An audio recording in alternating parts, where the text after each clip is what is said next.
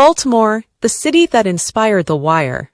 A place where the police are as feared as the criminals they claim to fight.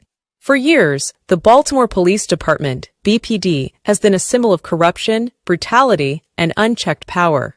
Officers who plant guns and drugs on innocent people. Cops who rob citizens at gunpoint like gangsters. Killings that go unpunished.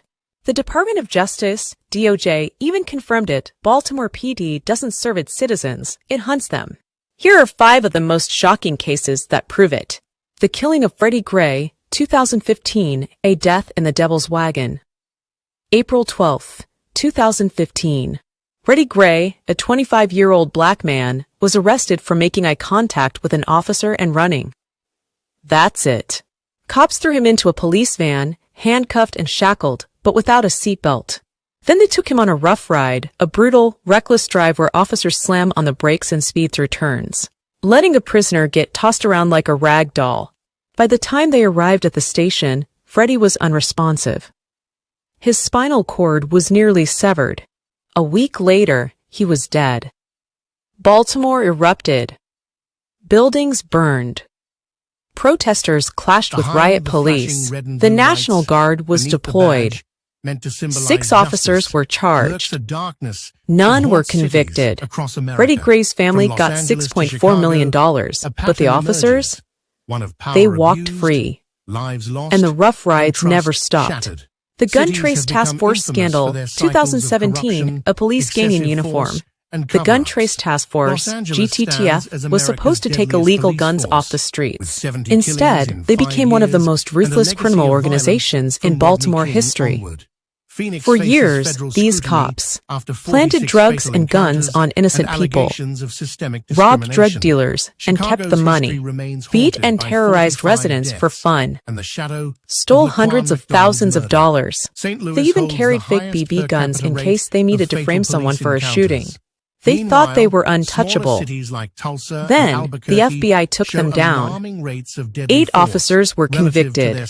More than 2,000 cases were overturned. The city paid millions in lawsuits. But many of these officers had bosses who knew and did nothing. How many more criminals in uniform are still on the force today? The execution of Tyrone West, 2013, beaten to death by 11 cops. Tyrone West was pulled over for a traffic stop. He never made it out alive. 11 officers surrounded him. They pulled him from his car. They beat him in the street. They pepper sprayed him. And then they kept beating him. By the time they stopped, he was dead. The police claimed he had drugs in his system. That was a lie. An independent autopsy found he died from asphyxiation and blunt force trauma. The officers faced no charges. Tyrone's sister, Tawanda Jones, still holds weekly protests in his name.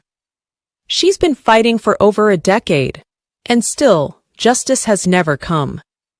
The murder of Corinne Gaines, 2016, a mother shot in front of her son. Corinne Gaines was just 23 years old when the Baltimore County Police came for her. Her crime?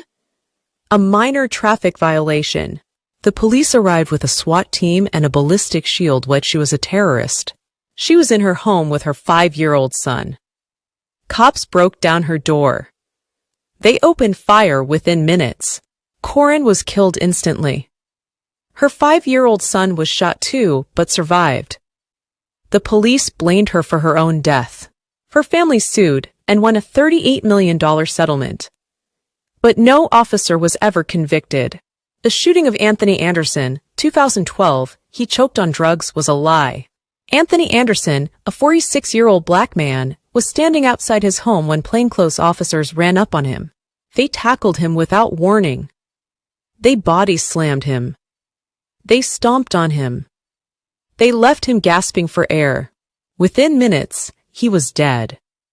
The police claimed he choked on drugs. That was a lie. The coroner ruled his death a homicide. He died from blunt force trauma.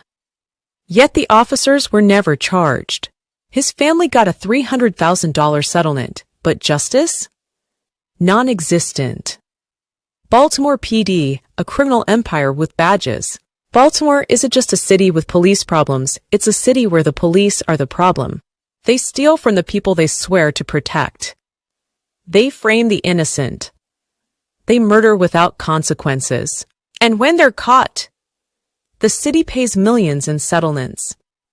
The cops walk free. Nothing changes. Baltimore is proof that reform means nothing when a system is rotten to the core. Next stop, New Orleans, where police brutality, corruption, and even murder for hire schemes define the city's darkest secrets. Stay tuned. The horror continues.